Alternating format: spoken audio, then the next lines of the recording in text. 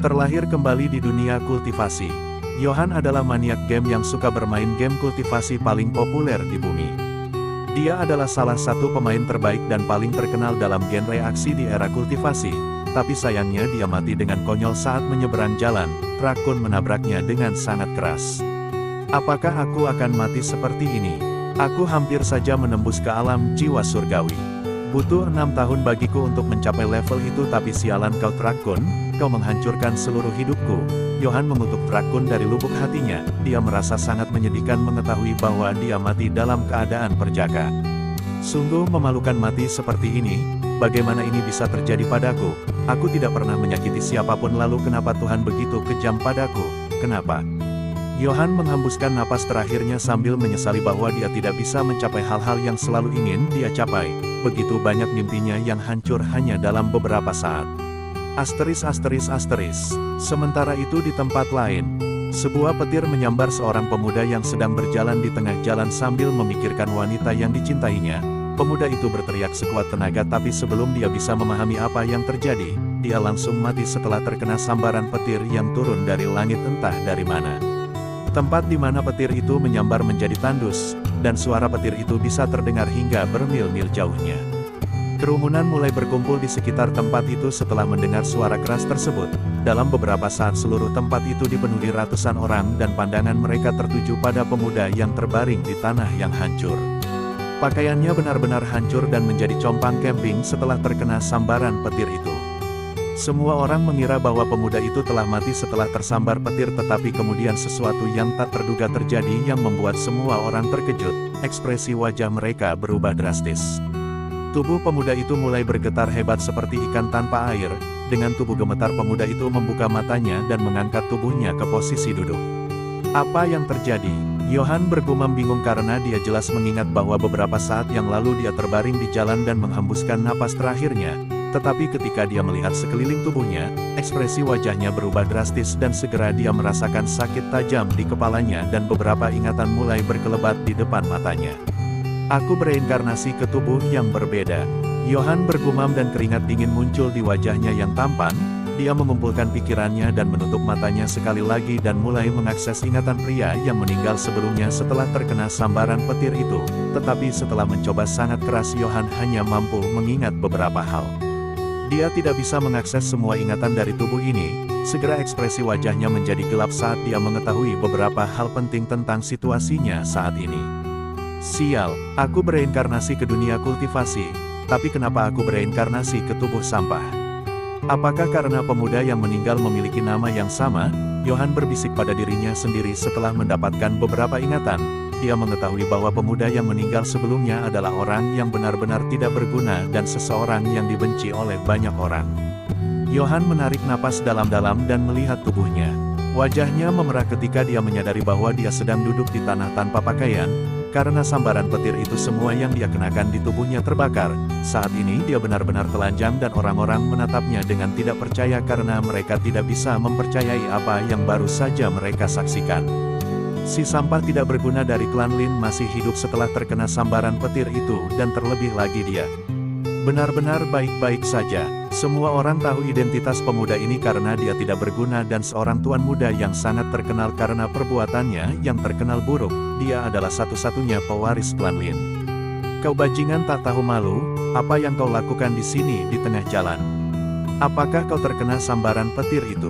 Sebuah suara dingin bergema di telinga Johan membuatnya terkejut. Tanpa berpikir, Johan menggerakkan kepalanya untuk mencari sumber suara dingin itu dan segera dia bisa melihat sumber suara yang menakutkan itu. Seorang pria parubaya terlihat berdiri beberapa meter darinya dan pria parubaya itu menatapnya dengan pandangan jijik dan tidak percaya.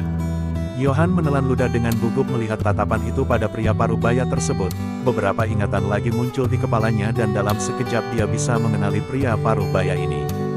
Dia segera menyadari bahwa pria parubaya ini adalah ayahnya dan anak yang meninggal beberapa menit yang lalu adalah putra satu-satunya dan namanya juga Johan. Anak yang sudah mati, yang sekarang digantikan oleh Johan, berasal dari klan yang sangat kaya dan besar dan ayahnya adalah pemimpin klan dari klan Lin yang merupakan klan terbesar di wilayah utara di kerajaan Phoenix. Ayah, tanpa sadar, Kata-kata itu meluncur dari mulut Yohan saat dia menatap pria parubaya yang memberikan tatapan maut padanya. Mendengar kata-kata itu, pria parubaya itu mengaum marah. Melihatnya Yohan bisa mengatakan bahwa dia mungkin marah padanya mengetahui betapa memalukan satu-satunya pewaris yang duduk di tanah telanjang di sekitar area distrik lampu merah. Tentu saja pemilik tubuh sebelumnya adalah bajingan tak tahu malu yang sering mengunjungi tempat ini. Kau, pria parubaya itu mengutuk Yohan, melihat putranya sendiri mengacaukan nama keluarganya. Ini bukan hal baru, tapi dia masih merasa terhina dan ingin membunuhnya. Ketika orang-orang melihat bahwa Patriark Klan Lin terlihat sangat marah pada putra satu-satunya, yang duduk di tengah jalan tanpa pakaian, semua dari mereka menyimpulkan bahwa kali ini dia tidak akan lolos, dia akan mati di tangan Patriark. Semua orang menyadari temperamen panas sang Patriark dan perlakuan acuh tak acuhnya di bawah pengaruh kemarahannya. Orang gila itu dikenal membunuh siapapun yang berani menghalangi jalannya tanpa penyesalan. Meskipun Yohan adalah satu-satunya pewaris, putranya adalah pecundang yang menyakitkan mata dan tidak memiliki bakat dalam kultivasi. Di sisi lain, anak-anak lain seusianya sudah mencapai alam kebangkitan tubuh, tetapi dia masih tidak mampu membangunkan bakat apapun dalam kultivasi. Kau bajingan tak tahu malu. Aku akan mengajarimu pelajaran hari ini.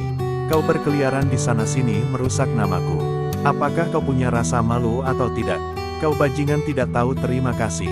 Su Lin mengaum padanya dengan niat membunuh di wajahnya yang penuh amarah. Melihat aura mengancam di sekitar ayahnya, Yohan tidak bisa menekan perasaan perutnya yang bergejolak di mulutnya. Mendengar Su Lin, orang-orang di sekitar tempat itu menjadi ketakutan. Lari demi nyawamu, jika orang ini kehilangan akal sehatnya maka kita semua mati. Ya, selamatkan nyawa kalian, Patriark mengamuk. Orang-orang berteriak saat mereka berpencar tanpa peduli untuk membantu Yohan dengan cara apapun. Semua dari mereka ingin pergi dari tempat itu secepat mungkin mengetahui Patriark adalah kultivator tingkat tinggi dan mereka hanyalah manusia biasa tanpa bakat kultivasi. Jika dia secara tidak sengaja menggunakan kultivasinya maka mereka semua tamat. Dalam beberapa saat seluruh tempat itu menjadi sunyi senyap. Hanya Su Lin dan Yohan yang tersisa di sana saling menatap, tetapi setelah melihat niat membunuh di wajah ayahnya, Yohan kehilangan kesadarannya dan jatuh ke tanah dengan punggungnya menghadap tanah. Apa yang kau coba lakukan dengan cucuku? Apakah kau berniat membunuh Yohan? Sebuah suara bergema ke seluruh sekitar mengejutkan Su Lin. Seluruh atmosfer berubah hanya dalam beberapa detik. Ayah, kapan kau datang? Su Lin menelan ludah dengan gugup saat dia merasakan aura yang luar biasa di sekitar tubuhnya. Dia mengangkat kepalanya dan melihat ke arah langit di mana seorang pria tua dengan janggut putih panjang sedang berdiri dan tatapannya diarahkan pada cucunya, yang terbaring di tanah, tidak sadarkan diri dan telanjang. Pria tua ini adalah tetua klan Lin, Su Wanlin, ayah dari Patriark saat ini Su Lin dan kakek dari Yohan. Melihat cucunya, dia menghela napas dan menghembuskan napas dalam-dalam dan kemudian dia melihat ke arah Su Lin yang berkeringat setelah melihat ayahnya. Aku akan membawanya bersamaku. Kau bisa pergi, aku akan menemuimu di klan nanti. Pria tua itu berkata, membuat Su Lin gemetar ketakutan. Ya, ayah. Su Lin sedikit menundukkan kepalanya ke arah ayahnya, dengan enggan mematuhi. Dan kemudian dia melihat Yohan untuk terakhir kalinya sebelum terbang pergi dari tempat itu meninggalkan segalanya di tangan ayahnya Su Wanlin. Pria tua itu turun dari langit dan mendekati pemuda telanjang itu dan melihat sekelilingnya. Area sekitarnya telah menjadi tandus karena sambaran petir. Pria tua itu mengelus janggut putih panjangnya. Petir itu tidak melukainya. Su Lin bajingan itu bahkan tidak menyadari bahwa putranya beruntung dia masih hidup setelah sambaran petir itu. Dia seharusnya senang bahwa satu-satunya putranya tidak terluka tapi sayang aku juga tidak menyalahkannya. Pria tua itu bergumam dengan ekspresi sedih di wajahnya. Dia kemudian mengangkat Yohan ke dalam pelukannya, dan saat berikutnya dia menghilang bersama Yohan, meninggalkan tempat itu seperti hantu.